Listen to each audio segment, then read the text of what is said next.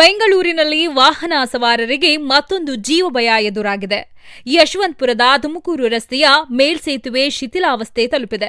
1988ರಲ್ಲಿ S R Bommai CM ಆಗಿದ್ದಾಗ ಮತ್ತು ಮಾಜಿ ಪ್ರಧಾನಮಂತ್ರಿ ದೇವೇಗೌಡ ಅವರು ಲೋಕೋಪಯೋಗಿ ಮತ್ತು ನೀರಾವರಿ ಸಚಿವರಾಗಿದ್ದಾಗ ಮೇಲ್ಸೇತುವೆ ಉದ್ಘಾಟನೆ ಮಾಡಿದ್ದರು. ಮೇಲ್ಸೇತುವೆಯ ಕಾಂಕ್ರೀಟ್ ಭಾಗಗಳು ಉದುರುವ ಸ್ಥಿತಿಯಲ್ಲಿವೆ ಎಂಬ ಆತಂಕ ವ್ಯಕ್ತವಾಗಿದೆ.